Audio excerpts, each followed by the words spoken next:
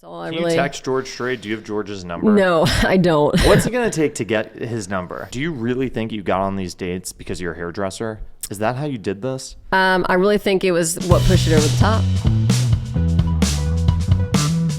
You've been on a run of shows opening up for George Striaght.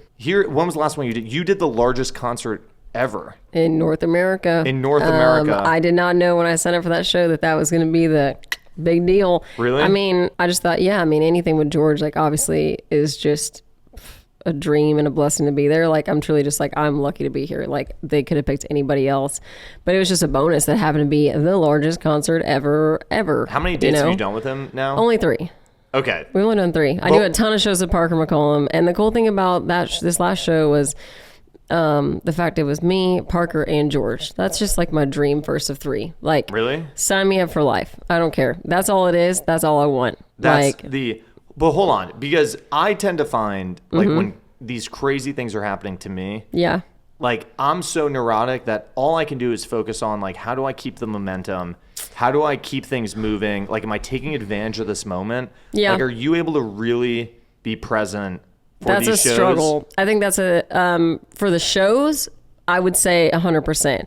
I think that I did notice, after the shows, I noticed, because I had a conversation with Emily, my manager, of like, I can tell people are paying attention now, because even little things like putting question boxes out on Instagram in the past, of just the number of responses I get versus that next day I did one and it was like, I couldn't even answer them all, and I just saw people were paying attention. And I think that sometimes you wonder in those moments of like, maybe there's a certain more amount of pressure of like, how do I capitalize on this or whatever? I put out a song right now. That doesn't mean it's going to go viral. Like, you just have to keep going. That's the thing, is like, you just keep going. And the truth is like, okay, so the reel I posted the next day got 500,000 views, but then the next one got like 10,000. It's like, that doesn't mean that you failed or you're suddenly back down to where you were. Yeah. It's just like that's just the game we play. But do you feel like, because I've noticed different things that I've done where different things that have happened or that I've done, and it's like a clear defining point that my career progressed from that one thing. Like, do the George Striaght shows feel like they accomplished that? I think this one definitely has made people pay attention in certain ways. I mean, just even Which because type of people, like fans or like industry people? Like, who do we need? Who's paying attention now that wasn't? I don't know, before? but I need some more people to pay attention. No, so, but seriously, hello, like, everybody, it's me. Like, this is Catie Offerman. No, like, I'll be honest what with type you. of person? Like, do people treat you differently? Because like when I did, like, there are certain things I do where I'll do something, like I'll drop a list, or like we did our print issue, or like we did the interview with Brad. Like, I did the interview with Brad Paisley, and all these people would come up to me and start sucking up to me like I've never experienced before. Like, I mean, I've gotten that in the past, when you sign a record deal or things like that. Yeah, I get the sucking up. It's like the people that never would want to do X, Y, and Z with you are suddenly coming out of the woodwork. To be honest with you, I think that I try so hard to maintain such a even keel kind of thing about the whole deal, where it's like, I think that that's the way I protect my heart, is just by saying it's such an even, like, it's hard for me to go up, because that means that when I'm steady here, the lows are not as low. I find that too sometimes. Like, do you think, did any part of you think maybe you should have been even more excited about the George Striaght shows? Like, were you trying to guard yourself from getting too excited? The funny thing is like, I was genuinely excited about the George shows. Like, that for me was probably one of the more, like, easy times for me to show emotion. I've noticed it, actually, the only time I've ever like got somewhat, I don't really get happy emotional. It's not like I don't happy cry. Yeah. I see. I have the same problem. I'm like, I wish I could happy cry. Like, people that are like, oh my God. Have you ever cried in a movie, like, ever? Only when a dog died. That was That's the only time. So what? Yeah. What, like, Saving Winn-Dixie, or what is that the movie? What's the Marley and Me? Marley and Me. Colby and I just like bawled. Like, that was it. Like, yeah. I have the same bad. problem too. Like, I can't get very invested in anything. But I love watching. I'm like, yeah, kill all the people, but the dog, no. That's too far. I can't. No, that's too far. We're gonna talk about the dogs, but love the dogs. But I think that for me, what I noticed was at the George show, people had made posters for me, and I'd never experienced that before. Like, we love Catie, we love OK Cowboy, whatever. And this girl came up to me, and she had made me a sign that said, like, I don't know if it said, we love Catie, or now I'm like, I should know, but it has a heart, and it says Catie. And And she made it for me, and she came to the meet and greet. And that was the thing. When you're in a stadium of 110,000 people, like, the likelihood that Joe Blow sitting in their seat across the stadium is going to want to come to your meet and greet in row 126 or whatever is very slim, you know? But, like, this line was just through the roof, you know? And that was insane for me. And this girl holding the sign that she'd made just for me, when she handed it to me, because she waited and gave it to me when I was walking back towards the elevator. And she just gave it to me and, like, just said how much she loved my set and how much she loved my music, and like gave me a hug. And I was like, I actually got choked up for a second, because I was like, you know what? People don't usually do this for me. And those are just like really sweet first moments, you know? So I told her, I was like, yeah, she got to see a sweeter side of me than you normally do, you know? George Striaght brings it out of you. George does. And so right now I'm manifesting 2025 Catie, Parker, George tour, because the thing is, Parker's mom came up to me back at the New Year's show this past New Year's and was like, Catie, I'm telling you, we got to get you, Parker, and George together. Well, there you go. The thing is that I feel like the mom could actually pull it together. Oh, moms always get it together. How glamorous, because I feel like people don't realize that touring is so unglamorous. For and even when you get to a pretty big level, like the green rooms are still not that nice. Like I've been in really big amphitheaters where the green rooms still suck, but at that level with George, does it get glamorous? Is there any glamour? Better. It gets better at that level. Like how glamorous at the top of the game? How glamorous is it? The catering is a lot better. Really? Like the catering how good does the catering get? Because I've also been on like big shows where I'm like, this is what Joe Schmo's eating. Like this still sucks. Does it get really good at that level? Like I know I did some shows when I was playing fiddle with somebody. We did a lot of shows with Allison Krauss. She had good catering.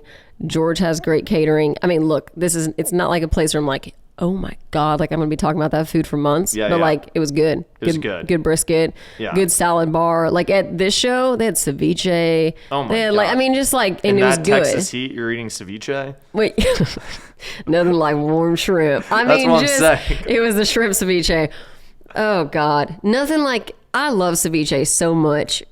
This is going to sound really bougie, but like, I don't want tilapia ceviche. I don't want a bottom feeder fish that is cooked up with lime juice raw, you know? Yeah.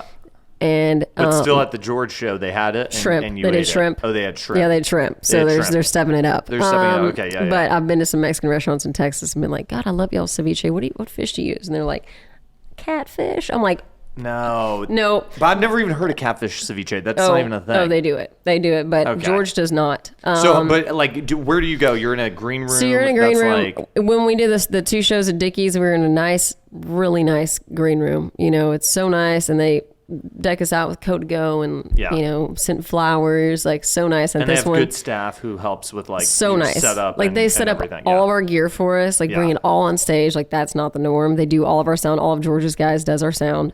That's awesome and totally not the norm because I'm used to really bad sound. Yeah. And so I think for me that's one of the biggest. I think the best way for me to just like get out of my head and know like the sound's gonna be good. So that's all Can you text George Striaght? Do you have George's number? No, I don't. What's it going to take to get his number?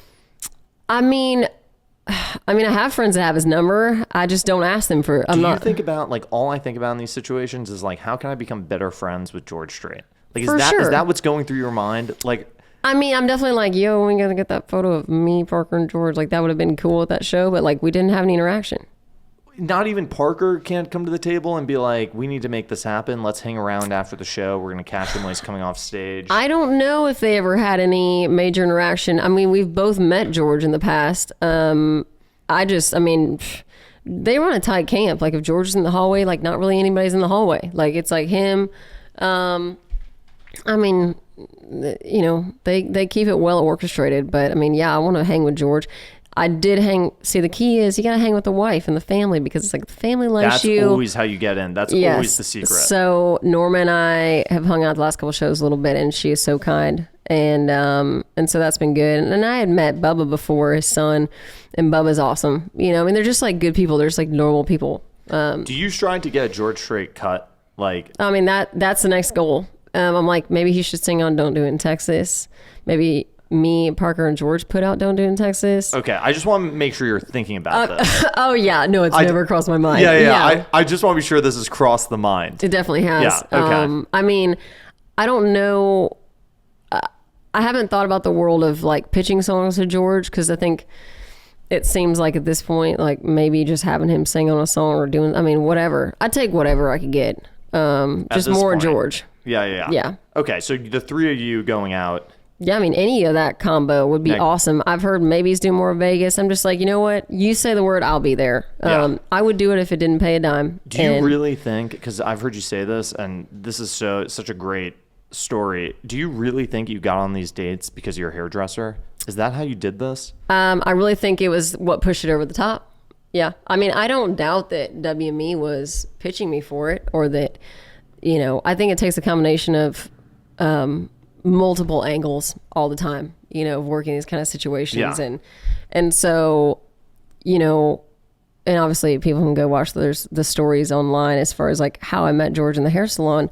But the fact that, you know, I hadn't talked to Kim, the hairstylist, in 14 years, and George is still going to Kim. What a faithful guy. Like, first of all, this is insane to me. If I'm George, I'm having someone come to my house to cut my hair. I'm not leaving. He goes to her. That to me is crazy. Oh, for sure. I feel like even you're having people come to your house to do your hair. I mean, why is George Striaght leaving the house to get his hair cut? I think he's a good man. I think he's an honest man. I think he is sticking with his gal who's never done him wrong. I would never live that life. If I had the means of George Striaght, everybody would be coming to me. I'd be going nowhere. Yeah. I just want to be clear about that. Well, apparently he's, you know, better than us. But he's been still going to Kim. And just the fact that, like, she put in that good word for me of, like, hearing me on Bobby Bones and being like, hey, do you remember that chick you met in the hair salon, like, 14 years ago? Like, I think, and then it just so happened because Caitlin Smith was supposed to be on those shows that I had. And she was so pregnant, she had to pull out because she was supposed to give birth around that time. And so it was, like, just literally, like, the stars aligning